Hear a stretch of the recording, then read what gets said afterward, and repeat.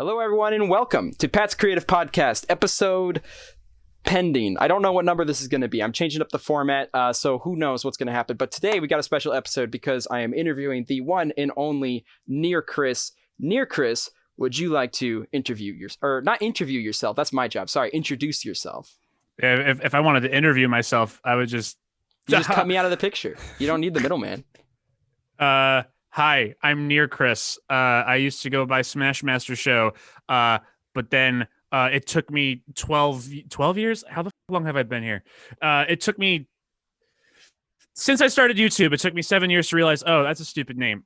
Let me get out of here while I still can. So, like 2 months ago, I have no concept of time. Oh my God. 1 month ago, whatever. Time is an irrelevant concept. It 1 really month is. ago, I switched from Smash Master Show to NearChris because the name that I wanted to use was taken by I had to stop counting after 50 internet randos. So I was just like, okay, NearChris. It's a pun on near miss.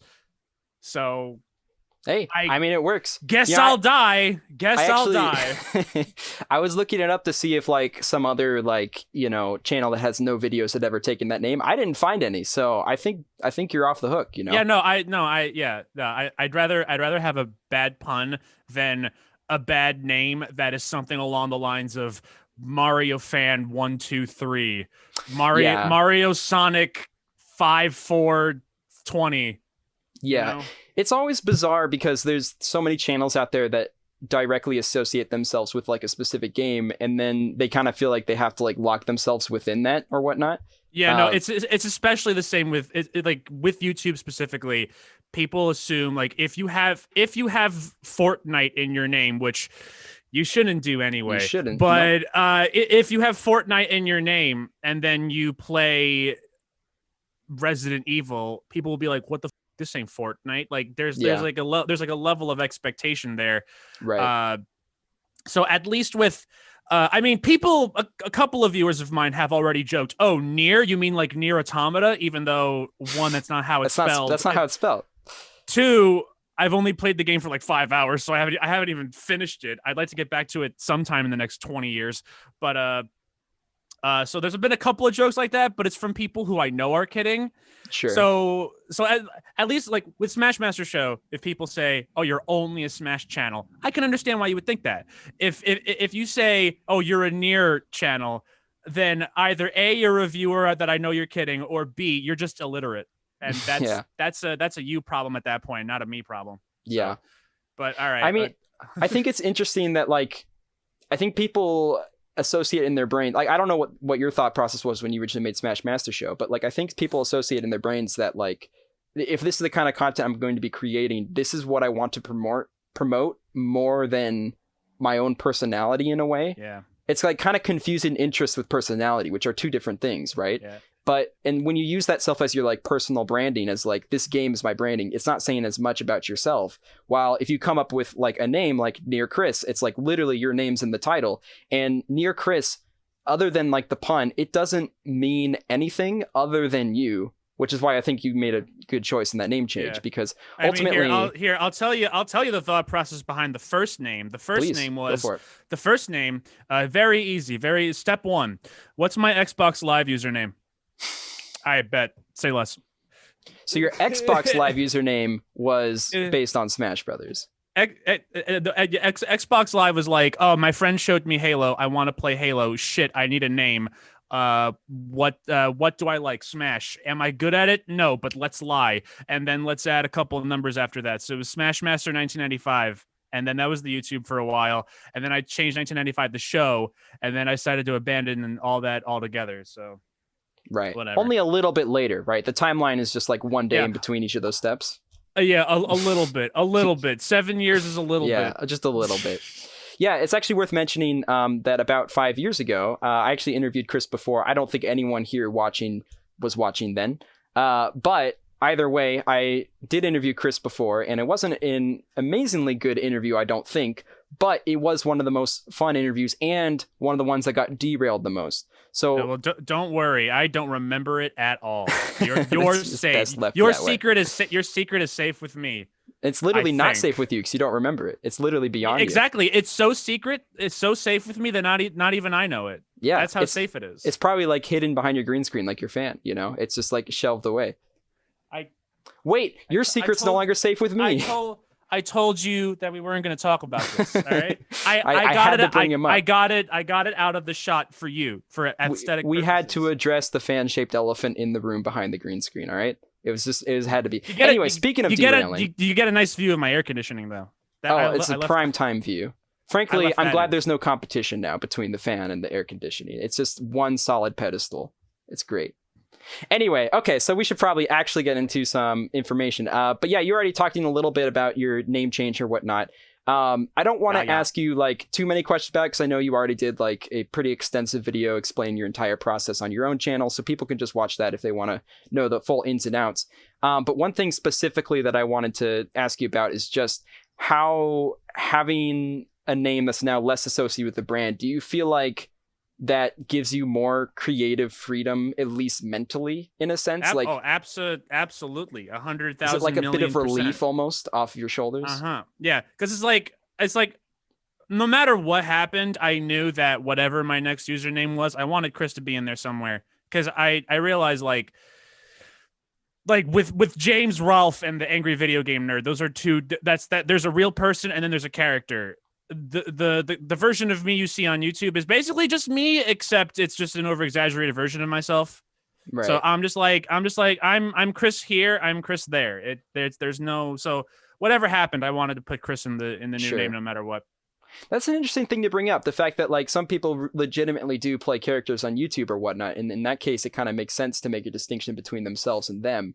But someone who uses just their personality and presents himself that way, I would say, just from talking with you and seeing you in your videos, I would say that's pretty much you, right? Even in your scripted ones or whatnot. Yeah, more or less, because because the further along into YouTube as time goes on, I'm noticing that if you take a more personality based approach, and then if fans or viewers see you in real life, they assume that personality is you in real life, so they start treating you like the personality in real life, and then real life you is just in there like, I'm just trying to eat some waffles right now. I don't right. I don't actually talk like that. That's a video. Right. I don't shoot lasers in real life. That's special effects.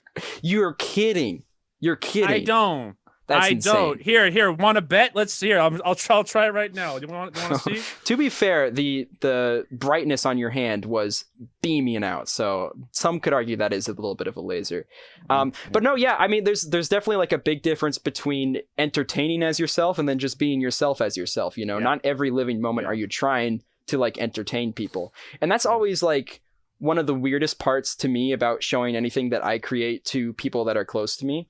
Is that like I don't know if you've been in the situation where maybe one of your friends like, oh, you got to watch Chris's video like right now, then they put it on in front of like a couple other people, and you're just kind of sitting there like, yeah, I made that. That is something I made. I adamantly go out of my way to say, if you guys put on one of my videos, I am kicking you out of my house. That's fair. I am going to drag all of you at the same time up the stairs and out the front door, and you will never come back. That's actually pretty impressive. So your front door is upstairs?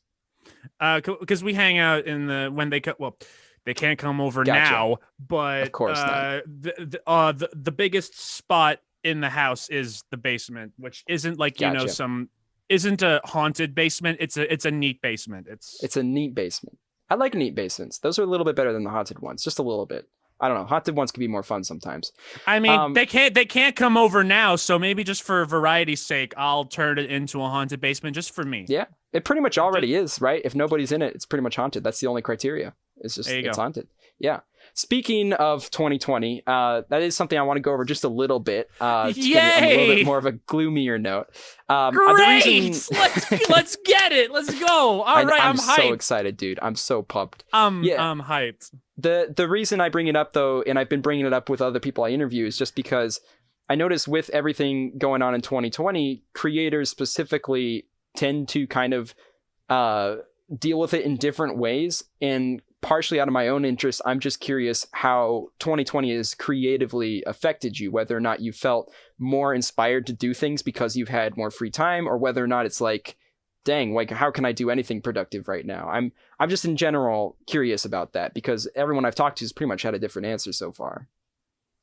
Well, I mean, this isn't the place to get into personal stuff, but like as far as personal life, yeesh, you're not a therapist, so let's not No, go into that. I agree. But I definitely am not. as far as personal life, I ain't talking about that. I'm not touching that conversation with the 10-foot pole. That's okay. I'm specifically asking creatively, just Yeah, your creative as far side. as far as videos, while the other side makes me want to cry, this side, admittedly, the creative side hasn't changed too much. My even if the Rona TM 2020 wasn't here, I've always had a pretty shitty upload schedule. Like I'd like 5 videos a year, and when the videos do come out, people are like, "Yo, this is a great video." So I'm like, "Great, quality over quantity, whatever, all that." But it's still like it's 5 times a year. Like, Right. I gotta pick the quantity up just a tiny bit. Yeah, But sure. that's been the case even before the Rona copyright TM happened. So yeah. If anything, I thought, oh well, now everyone's inside, so I'll have more time. No, I don't. I work at a grocery store. I'm essential personnel, so I gotta keep going back there Sure. a million times a week. So, I mean, hey, I get paid, so I can't complain about that part. But ultimately, you'd say you create about the same amount with everything going on. Just it kind of evens out that way. Yeah, on the YouTube internet side of things, admittedly, I haven't, because I don't have a team of people. It's just me, myself, and I. Sure. I would imagine YouTubers with teams that like work in a studio or something. I would imagine, well, okay, now y'all gotta work in your houses or whatever. Sure. So I mean, we've seen all the late night people too. Yeah, for those people, definitely impacted. For me, just like I'm chilling. And would you say, like, as far as internet goes, your level of inspiration has stayed the same? Because, there's sometimes there's chugging along, but then there's sometimes like staying actively inspired by it. Like, would you say that's had a downturn at all, or an upturn? I mean, even before this, admittedly, I kind of have to like trick myself into making videos. It's weird. Not that that's like a bad thing. It's just like I don't think I'm the most easily inspired person in the world. I feel like people will like see a dog on the sidewalk and be like, "That has made my week," and I'll see a dog and I'll be like, "That's a cool dog," and then I'm just gonna go about and then I'm just gonna go about and do my own thing. It's so even before the year of our Lord 2020, even before that, I kind of have to like trick myself into like, all right, Chris, just write the script. Just do it. Just sit down and do it. You're gonna hate everything that you write, but just do it. Just get it done. Someone else is gonna like it. That's their problem. You sit here and you hate it right now. Just do it. Just do it. Well, that's actually kind of a nice segue into another question I wanted to ask you about, which is basically, your upload schedule and your time management. Not in a negative Both way. are abysmal. Right. Next question. What would you say is like the biggest reasons for the gaps in between, though? Like, is it specifically inspiration? Do you think that hinders it, or do you think it's like worry about not having something that's entirely adequate for a public audience, or what kind of worries go into your head like in between the uploads? I mean, let me give you an example. The man's name is Yoko Taro, who almost did not make Nier Automata because he was just a big fan of sleeping. So that's me. I'm a big fan of sleeping. Okay. No, I mean that is true. But just also like Actually, I'm sorry. Could you repeat the question? Yeah. There was something in there that I wanted to Well, like highlight, but I forgot it already. I'm just I have the curious memory if, span of a goldfish. because you talked a little bit about inspiration. You said you don't get inspired maybe as easily as other people. Uh-huh. Would you say that inspiration is the biggest reason for not producing things as quickly as maybe some other people? Or would you say it's more about like not being able to yield a perfect product to an audience and you feel like you have to constantly adjust it to make it better? What would you say is like the biggest toll on your creation, speed specifically? I don't know. I feel like the man, I really you can tell I don't think about these things beforehand. Well, that's why we're It's here, trying to open up some thought. it basically, I mean, I think the best place to start is just once the YouTube algorithm changed for the 40th time, I was like, I no longer care. I'm done. Sure. I'm not playing this game. I have other games I want to go play. I'm not playing this one. I don't so once I stopped caring in quotation marks, and once I never really worried about analytics to begin with, but I especially stopped caring after that. So like I to this day, I've never once looked at my analytics page and went, "Oh, my views are down this video." Like which is not obviously, if you're in YouTube to make money, that's obviously it's not practical practice to ignore analytics. I've given up on that part a long time ago, and that's worked out for me. And do you feel like you've been enjoying it more because of that? Like because you kind of gave up looking at analytics and whatnot? Oh, 100%. Yeah. What's funny is pretty much every person I ask says that exact same thing. Like as soon as they're just like, I'm just gonna go back to its roots, just do it for fun or whatnot. Like every person I've asked so far has just said they've enjoyed it immensely more because of that. Yeah. Now, granted, I could stand to do it for fun more often instead of 5 times a year, but hey. Now, obviously, you're also a busy person, right? I mean, you're also working, so it's not like you can devote like all of your time towards this. So I imagine that kind of plays a little bit of part into your lack of uploads. But I'm curious if how often do you scrap projects out of curiosity? Like, I mean, does it count if they're in my brain, but I haven't actually written anything down yet?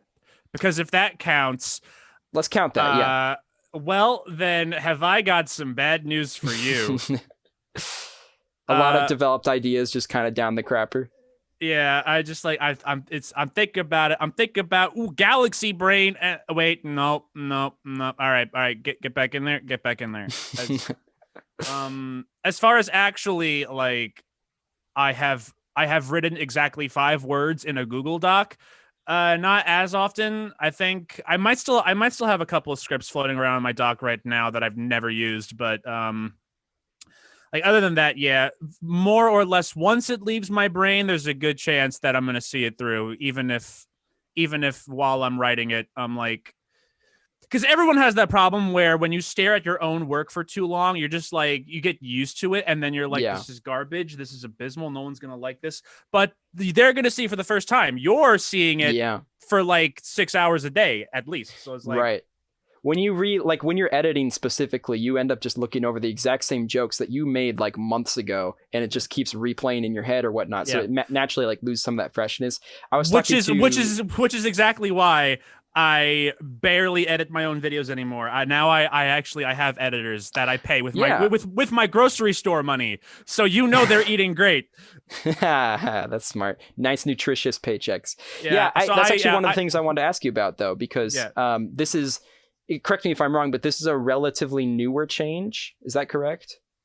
I guess newer in the sense of your actual upload schedule, not as much in time. Yeah, newer in the sense of my upload schedule. Yeah, about like 8 videos ago, maybe. It was like early last year in 2019.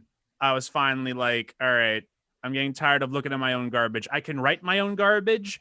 I can act my own garbage, But once I throw all that garbage into the editing software, I have to like, all right, It messes with your head. I have to keyframe that. I have to. Oh God, I've been sitting here for 2 hours already, but it's felt like it's already midnight. It's already midnight. How is that possible? I've been here for 2 hours. I started at 5 p.m. How is it midnight? What is this? Right. Yeah, so we editors, talked I about got this. I interviewed Thomas J. Ashwell last time, who's a Let's Player, and we talked about backlogging a little bit, and he was saying some stuff that's similar. It's that like some people feel like when you backlog things, it loses some of its effect or whatnot on the audience. And what we were both kind of agreeing on is just the fact that when you backlog something, you're backlogging something that you heard and said and thought of way long ago. But as you said earlier, like when the audience sees it, they see things for the first time. And you have to keep that in mind, that just because something seems dated in your head doesn't always mean it's dated like in the people actually watching it, right? Mm-hmm. Yeah, but it's on that same token, I do feel like if it's like eating away at you for too long, then maybe it'll start to, how do I word this? If you're on a project for too long and you start to get that burnout, if it lasts for like too long, if you actually eventually do get the product out, sometimes it depends. People can the viewers themselves can be like, well, while this was a good video, I feel like you weren't like, your heart wasn't in it. That hasn't happened to me, but I feel like I've seen it happen to a few people where it's like, yeah, I enjoyed the video, but I don't know. I feel like your heart wasn't super in this. It depends. It depends. I think that poses another interesting question though, because how much do you think your heart has to be in the project during its creation? Because I know you're talking earlier about how like sometimes you have to trick yourself into making videos, right? To where it's like, even if you're not totally feeling inspired at the time, is there like a limit that you sometimes hit where you're just like, I'm just way not in this enough to finish this or whatnot? I know you said you don't scrap projects like super often once they're actually in the process of making, but do you find that any of your work has personally taken a toll because your heart wasn't in it 100% of the time? And where do you think that like limit might be? I mean, I'm just like, if I hit that point where I'm like, this is poo poo choo, if I'm already like a good bit into it, again, if I'm like 1 page in, I'll be like, all right, I can burn it in a fire. If I've already like finished the thing and I've spent a significant amount of time on it, I'll just power through. It's not, because I haven't released a video that's been like everyone despises it, unless it's an April Fool's video, in which case I literally trick people into watching the video. So if you hate me there, I'm obviously not going to fault you, but it's almost your goal. Yeah. So it's like other than that, whenever I put out a video, it's never been like an overwhelmingly negative reception. So even if like I hate it while I'm making it, I'm like, okay, well, what the hell do I know? Those sheep will eat up anything I give them. Right. Come to me, sheep. So I'll just be like, all right, well, I've already poured a significant amount of time into this. And my videos take forever as is. Might as well not make it forever +1. So we'll just keep going. We'll just keep going. I feel like your channel specifically has kind of facilitated a community maybe a little bit more than other channels that I've seen of similar sizes and whatnot. What do you mean exactly? Well, what I mean is I feel like you tend to be someone who's relatively engaged with their following, right? I mean, one of the steps it's a tiny following. It's relatively speaking. I have like, I haven't even checked my sub count recently. Over 30,000 subscribers, but because of the way the algorithm works, it's like, oh, what? Chris made a video? No, he didn't. The video's not in your inbox. Be quiet. Shut up. Doesn't exist. Never happened. So because of that, like I'm pretty sure half of my subs are either like inactive accounts or they died in real life. I'm pretty sure that's the case at this point. It's possible. It's very possible. So ignoring sub count, I feel like I see a lot of the same names over and over. Like those are the people that are like, they're here to stay. So I see their names over and over a lot in the comment sections and on my streams and whatever. So it's like I recognize names. Sure, I recognize names. So I guess if that's what you meant, then like I right. Well, and you also have a Discord server, right, where you have like your following there. Do you feel like do you feel like being engaged with your audience in that way is kind of essential to whatever kind of growth? I know you said that you're not as focused on growth these days, but how has that kind of affected you creatively, being able to connect with the community in that way? What are some of the pros and cons with that, if you will? I mean, okay, so I don't think it's like a super 1000% necessary thing. There are people who don't like interact, quote unquote, with their fans like that often, and they're doing just fine, just peachy. Because we've all heard stories of like YouTubers minding their own P's and Q's at their house. Doorbell rings. Hi, I'm your biggest fan. I fucking Right. I'm stalking you right now. I love you so much. So obviously that hasn't happened to me and won't happen. And if it does, I'm gonna beat their ass. But so like. So do you feel that there's any? I was going somewhere with this. Right. It's all good. Do you feel like there are some cons then? Like have you run into problems where you're like, dang, like this is one of the downsides of connecting with these people or whatnot? Like any kind of issues that way? We'll talk about the pros too. I'm not trying to just be doom and gloom. Yeah, here. no. I haven't necessarily experienced. No, it's a lie. I've had like one con. I don't know if I could talk about it. You don't have to talk about it. You don't have to talk about it. All right. In the vaguest possible terms, I did have one viewer one time. I actually almost forgot about this until just now. I had one viewer one time who would like come to me, and a couple of interactions later, it got to the point where I had to be like, dude, I'm not your fucking therapist. It did have to get to that point, and it was just told the dude, you gotta get help. I can't take any more of your messages. I'm not cut out for this crap. Right. And then I had to wish him luck, and then I had to block him. I had no choice. Like, that's like, why'd you block him? Trust me, it's better than me trying to help, because I can't help, because I'm just not cut out for that. Yeah. I mean, I feel like with any kind of, with that lack of a better word, friendships between people, it's always better that you have two parties that are equally invested in each other than just one party who's only invested in the other person, right? And if you're to string that along, then naturally that's going to do more damage than ultimately just being frank with them. But that seems mostly you have a case scenario of just someone not totally understanding level of boundaries or where people stand and whatnot. Yeah, no, it's like, hey, I'm glad you guys like my videos, but I'm not your friend. I'm sorry. I'm so sorry. Right. I'm not going to collab with you. I'm so sorry. I make 5 videos a year. I can like, you think one of them's going to be with you. It's definitely not. I'm sorry. So what you're saying is that you're not going to come to my birthday party if I invite you, basically. Just so we're clear. I'll send you your present. I'll send it to you. I'm not coming to your birthday party. That's fair. I'll take it. I didn't even know I was getting a present, so I'll take it. Okay. I'll hold you to that. Although I might have already, it's going to be a gift card that I might have already used. I didn't check. It's the thought that counts. It's the thought that counts. So if you try to use it and it bounces, get back to me. I'll definitely send you another one. Okay, gotcha. Another bounced one, right? Another one that's also maxed out, I imagine. And then I'm gonna bounce. Okay. Okay. So what about some of the pros? Like, do you feel that because you have at least, even if it's a relatively small gathering, at least having some kind of gathering of people that you recognize their names, they recognize you, and then you talk to in streams and stuff like that, and Discord server, do you feel like that gives you more inspiration to make the kind of videos that you make? Like, if that kind of gathering wasn't there, do you think you would still be making videos? I mean, I still would be, probably, more than likely. Yeah. It definitely, it doesn't not help.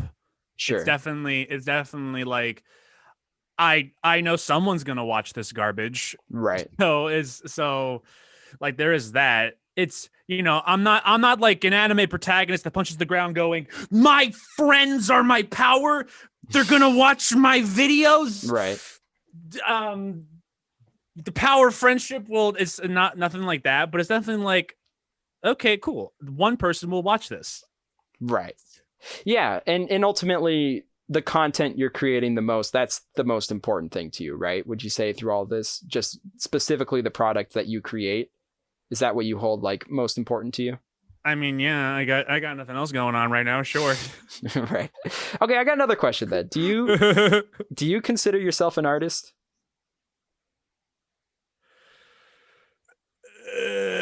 What is art? Let's start with Oh, that. What I what would is I have art? my own take on this if you don't mind. I think art is something that is created What to what communicate to even another person. what even is art? When we really take a drag of a cigarette, when we really think about it. You know, you joke, but I would love to have a conversation specifically on what art is. But I've Yeah. also had Hey people get man, mad at me listen, for talking about it. if you make a thing and you made it and it's yours and you can make it, you're an artist. Okay. If you made a Halo Forge map, if you busted out Disney's Magic Artist Studio and drew an elephant, and then you're like, oh, this Donald Duck sticker in the corner looks great. I'm gonna put it on top of the elephant. Look, now Donald's dancing on top of the elephant. It's great. I have It's heard you art. reference that game twice, which is bizarre because I've never heard anyone else reference that game, but I also had that game and I loved it growing up, which I is don't know. crazy to me. Okay, anyway, well, just like I referenced that in my recent video, right? I think so, yeah, Okay, probably. all right. So then it's at least recent. I don't know. Okay. It's I just don't weird hearing know. someone else acknowledge it. Okay. Anyway, either way, moving on. I will randomly insert things from 17 years ago into a conversation for no reason. I will do that. Well, that's proper. That's the proper way to have a conversation. Just reference things that people don't know what you're talking about. I mean, that's the only way to make it through, really. Oh my God, Lois, this is like the time I was playing Disney's Magic Artist Studio. That's pretty good. Ignore me. Keep No, going. it's okay. You should get a Get career in this. that. Take this microphone away from me. Ask me another question. Let's go. Chop Okay. chop. Let's go. Growing up, were you finding that you were more of the artistic type when you're creating things, or was that kind of something you didn't really come to terms with until you started creating like a lot of videos? Like, were there other hobbies you were interested in growing up, I mean, I definitely or creative even hobbies specifically? even like before videos, I definitely, I made shit. Right. I again going back to Halo Forge maps. I remember back in Halo 3 where a lot of the forge trick there was forge tricks, like you in order to like phase objects through other objects, you had to like put the object down, and then without letting go, you had to go in the pause menu, save, restart the round, and then the object would be suspended in midair, which it wasn't supposed to do unless you did the menu trick. Right. So you're like, saying is there's an art to that. I do not have that level of patience today. But back then, it was like, bet I'm gonna spend 5 hours on this one corner of the map on Halo 3 Forge. Right. And then yeah, it's stuff like that. Like Yeah, sure. I definitely had a lot more like patience as a kid. Nowadays, again, I have editors because I have no patience now. Sure. But so to kind of go back into the editor question then, because there was more I wanted to ask about that. What you got? Do you, when you have someone else kind of editing your work, have you felt any like kind of creative loss of ownership in a sense, or does that not even in question when you're dealing with like other editors? All right, this is the one answer that I can give confidently. Every other answer to this interview, I was like, oh, I don't know, maybe. Go for it. This one, I could be like, editing is basically any jokes that I make in editing are always like last minute. Like I just thought of this. Like, sure. If like text shows up on screen, I probably didn't plan it. It was probably like funny text that I thought of like minute of as I was editing. If I ever get to the point where I get writers, then it's like, okay, now I'm going a bit too far because like sure. Because the script part of the video, that's me. That's my voice. Me on the camera and me on the page. That's me. That's 100% me. As soon as someone else starts writing, then I'm just some jabroni in front of the camera. I'm just acting at that point. I was hired to be an actor for my own video. But for editing, even if the editor throws in like a quick sight gag, you still hear my voice over the gag in the meantime. Right. So they're just adding flavor to something that's already there. So in that regard, like the one of my editors only really like, I think there was only like one instance where I was like, I just had to be like, all right, gotta tone this back just a little bit, and then they were like, sure, no problem. That only really happened like one time. Gotcha. Other than that, I tell them, hey, if you guys think of something while you're editing my thing, throw it in and we'll see how it works, or I'll see how it works. Right. Other than that, just if I'm on screen, my voice is there, we're good. It's we're still good. you. It's me, myself, and I. So do you think that, like, is that the part that you enjoy most about video creation, is that initial like idea making and idea presenting? Does editing kind of take a bit of a backhand for you, where you're not as interested in that portion? Oh, I'm more in love with my videos when they're still in my brain than when they're, because you can never live up to your own expectations, right? Sure. Right. They're in your brain and you're like, genius, and then you get it out on YouTube, and I was like, it's on YouTube now. We did it. It's great. I'm time to move on to something else. I got another idea. Genius. And then the process just keeps repeating. Right. Because when you spend enough time on a thing and then you realize like, oh, right, my brain and reality are two different things. Yeah. All that combined, obviously, once you get to the end product, it's never like quite how it is in your head. So there's always make those nitpicks, always adjust it in your head. Even if there's no problems whatsoever. Right. Final product is always going to be like, hey, great, but like, you know, my brain lied to me. Sure. You know. But that's interesting, because I have talked to other people who have kind of like the opposite perspective of it, who are like almost wishing they could just edit and produce things of someone else's voice, because they feel that the modification and the adjusting and the creating that happens in post-production is something that makes the product for them, as opposed to you feel more like your product is made in your head, in your ideas and whatnot, and the other process is just a means of getting it out to people. Is that kind of correct? I guess so. I'm a smile and nod on that one, Chief. Okay, gotcha. Because I've just talked to people who also the final product, getting it out there, finishing those tweaks, adding whatever layers or text that they want to the project, that feels like creating to them, while the idea part is what doesn't quite feel like the creation process yet, basically. And I just think that's kind of interesting. But I guess that's why there's also people out there who prefer to edit over creating their own things. You know, that's probably around where the line is kind of drawn, I imagine. But we'll kind of move on from talk about editors. Thank God. I know. You bullet dodged. Editors bullet are just dodged. awful, man. Don't tell them I've been paying them in Monopoly money. Shh. Well, I think they would have noticed. I'm going to be honest. Are they colorblind? I don't Possibly. Okay. Anyway, way to kill my amazing joke. Oh, it's absolutely amazing. I didn't mean to kill it. I'm so sorry. Yeah, so we talked a little bit about your like upload schedule or whatnot, and we've been mainly talking about your videos so far, but you also stream pretty dang often and have streamed a lot over your presence on the internet, right? How do you feel like that kind of compares to video creation? I don't have to do anything, which is great. Well, okay, that's a lie. I have to, like, technology is a fickle mistress, and sure. I will have the same settings all week, and then on X day, it'll just suddenly be like, nah, these settings don't work. Why? They worked last time. They just don't, Chris. Shut up. Yeah. Stupid idiot. It just does that sometimes. So obviously, outside of technical difficulties, once that's done, I just sit there and play a video game, and that's it. That's it. Can you believe people watch other people play video games? That's wild, man. That's crazy. On the surface level, it's so bizarre to imagine that. It's so like freaky to think like there are actual legitimately highly produced TV shows and movies out there, and some people choose to watch streamers for hours or whatnot. But obviously there's reasons for that, you know. It's not entirely black and white.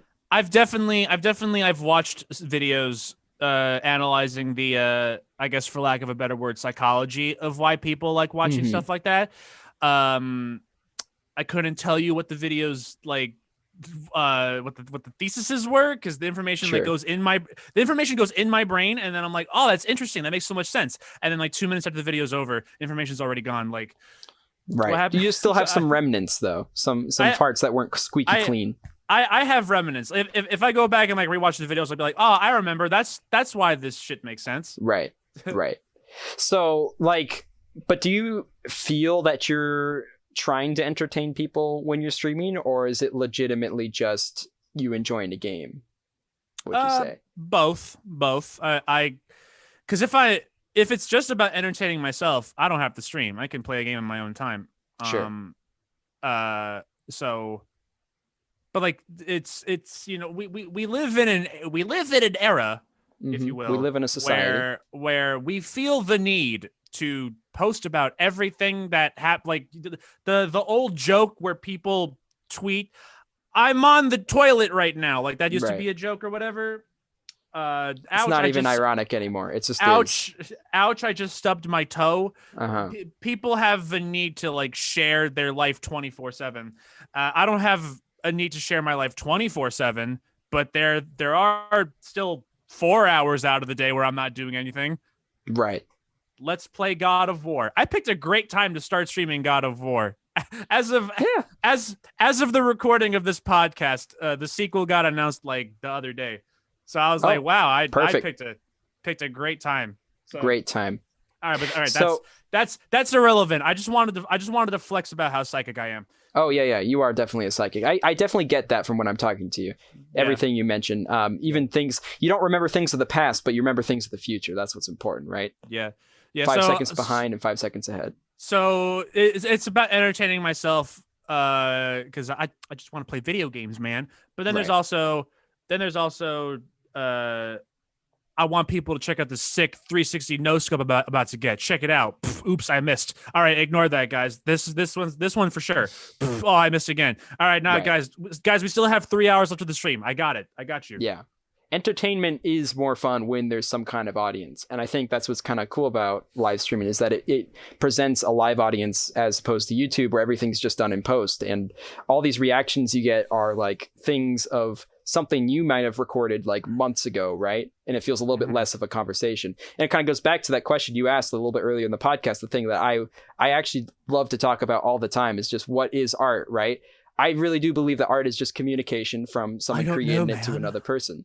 And I feel like when you live stream, the reason a lot of people do that in addition to video creating is because having that mix of like something that people can view almost as if it was in a gallery, and then also having the thing that is happening almost like a live show in front of other people, getting that kind of reception immediately back adds a level of gratification you don't really get from like uploading with YouTube. So my question is, it's instant, more or less. Right. And do you find that you in a way prefer that over the more post critique system on YouTube, having that instant gratification? There's what you can't get in column A, you can get in column B, and vice versa.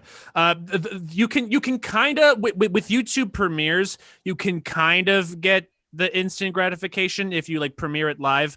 So you get the live interaction as the video is shown for the first time, and then you get the comments after the fact that are more like split up apart. And so you get both. So yeah, that's kind of a cool system. One of YouTube's cooler additions, definitely, over the last few years. Yeah, congratulations, YouTube. You got one. You got one. Good job. Everyone gets one. Everyone gets one. That kind of segues into another question I wanted to ask. We've already touched on this here and there, but in general, with all of YouTube's changes or whatnot, how do you feel that's affected you creatively? I know you already touched on, like, now you feel like you just don't want to go with the algorithm. You're just kind of doing your own thing. That's my answer again, Chief. What about the community of uploaders specifically, though? The people who kind of are now considered popular, right? Like, how do you find that content's changed, and do you have issues kind of with the way what's being promoted as popular or what audiences want to see nowadays? I mean, I I don't know if this fits into your question, but just real quick for anyone watching who's like, I want to get into YouTube for money. Here's my pro tip: don't. Mm-hmm. Just please cease. Don't if get into YouTube because I thought of a funny thing. I'm gonna get a camera. And I'm gonna get my Tiger electronic camera now and film it. If people start coming in like, dude, I love your Tiger electronic videos. If that happens and you see an opportunity after that, then go for it. Sure. Then shoot your shot. If you're starting YouTube, like I'm gonna make 10 let's play videos, they're all gonna get 5 views each, I'm gonna get upset and quit because I see that happen a lot. Every single time. Much. I've been doing YouTube for 2 weeks and I only have 1 subscriber and it's my mom. It's mom right. Mom is my only subscriber. I keep telling mom to tell her nail salon friends to watch my Tiger electronic videos. So if down the line you see an opportunity, then go for it. If that's how you're starting, have I got some bad news for you? Right. Don't. So there's like this one question I ask everybody at the end, and this kind of really correlates with that. And we're actually getting up to the wrapping up time right about now. So if there was some piece of advice you could give yourself now, but that you could have, when you were first starting out, what would that piece of advice give? What would be something that you wish you kind of learned earlier on in the creative process? It might correlate to what you were just talking about, which is why I wanted to throw it out. But like, what do you think is the most helpful thing you've learned that you wish you could have learned earlier? It's kind of a tough question. Chris, they sometimes have trouble with it with the other people too. So Chris, you're gonna like die when you're 70 or whatever. Just do it, man. It's just you want to make a video about an obscure PC game that you just found lingering about in your closet? Do it, man. Do it. 20 people will watch it and they'll be like, wow, fuck is this garbage? You're very good at motivating yourself. Your past I'm self. so yeah, man. Time on the planet is limited, dude. Yeah. Just go for it. Just it's not even necessarily about like, I mean, okay, that's a lie. You need money to live. You need money to afford eating tacos. Sure. But just being able, like, this doesn't happen. I've only ever been approached at conventions by viewers, like maybe a grand total of like 20 times. You're not getting approached this year. Well, sure. if I do get approached this year, it better be from 6 feet away. But anyway, and each time it was just it was just pleasant as shit. It's just, dude, I love your videos. And then, I can never like stay and have an in-depth discussion because I'm at a convention with other people who I know. So I gotta get back to them. I'm holding them up or whatever. Right. Although more than likely they're more popular than me, so they're holding me up. That's it's usually the inverse. But right. Just like just those 20 seconds of gratification. It doesn't sound like a lot, but it does mean just a couple of words. Yeah. Can mean a lot. So, if you haven't complimented a friend recently, just shoot him a text saying, "Hey, yo, what's up? I'm proud of you." For nothing in particular. I just felt like saying that. Want to go grab McDonald's? Let's go grab McDonald's. Yeah, it's funny you bring that up now. I just the other day got a text from one of my friends that just out of the blue just said, "Hey, I appreciate you." And it was so bizarre to me because I was like, I haven't done anything to warrant this right now. And it's kind of weird that that's where we live right now. It's just like, and perhaps maybe we've always lived this way. I don't know. I'm not trying to say times are changing or anything like that. But we live right now where that just feels weird to come out of the blue, just appreciation without a catalyst to begin with, as if your presence isn't enough to be appreciated. So I entirely agree and echo that statement. Just tell somebody, I'm going to look at the camera now because I'm talking to the viewers.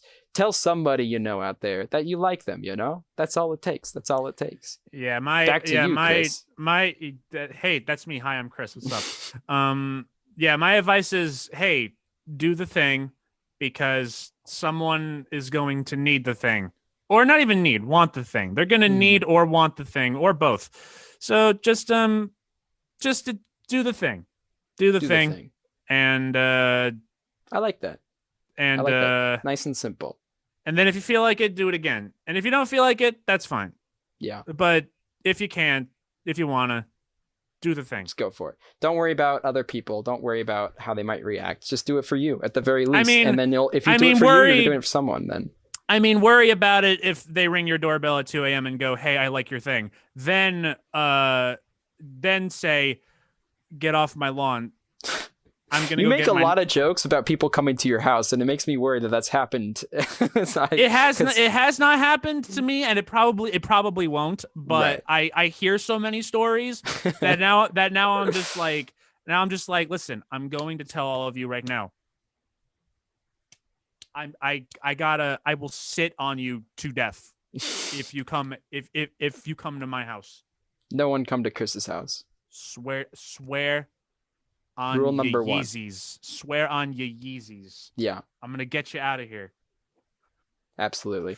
And that's the kind of advice you want to give to people, right? Don't go to Chris's house.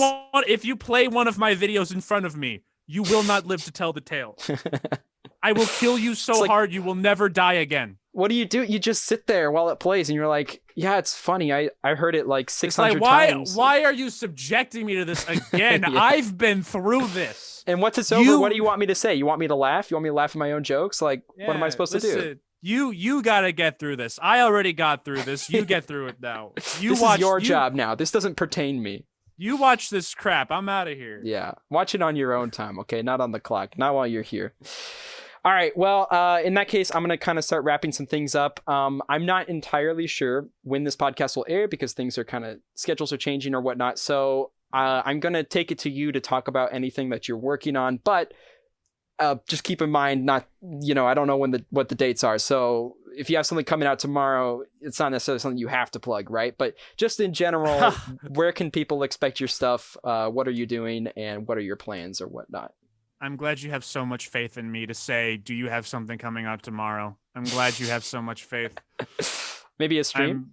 I still have 4 months of this year left. I got time. 5 videos a year, man. I got time. You got time. Okay, so hi, I'm NearChris. Far Chris, wherever you are, Chris. The videos will 1 second. The videos will come when I feel like it. If you're near Chris, don't go to his house. Okay, go for it. Okay, yeah. Please be far away from near Chris. Be far, Chris. Okay. He'll be near Chris for you. Okay, I'm sorry. Go for it. I just had to. Be 6 feet far away from near Chris. Yeah, dude. Videos will come out whenever. Stay tuned to the channel for whenever o'clock. Twitch.tv/NearChris. I keep doing this. I only as of this recording, I only rebranded like 3 weeks ago. Twitch.tv/NearChris. I stream more consistently than videos. I do it like 5 times a month as opposed to 5 times a week. Sure. Yeah, I stream whatever the hell I feel like. Nothing in particular. Yeah, I have nothing to promote really. Okay, gotcha. When things happen, they you, happen. Right? Yeah, follow me on Twitter. I've been retweeting Among Us memes all week. It's great fun. Perfect. Come by. We'll have my retweets are funnier than my actual tweets. Come on, come on down to my Twitter where I'll be like, all right, guys, new video tomorrow, and then the tweet the following day will be like, all right, guys, sorry. editing software crashed. New video next week. Yeah. Okay. All right, that guys. seems to be the due Sorry. process. Sorry, I thought of something. New video. You know what? Unfollow my Twitter right now. Right. Well, all links will be in the description for you guys to find NearChris, and then of course stick around if you enjoy his content. Chris, thank you so much for coming here, and thank you to all you Patreons for watching this. If you'd like to rewatch any of these in a more segmented form, these will be uploaded to my channel, so if you want to refresh on specific topics, that's where you can find them. Thank you all so much for watching, and thank you for joining Chris, and I'll see you guys next time. So long. Get out of my house.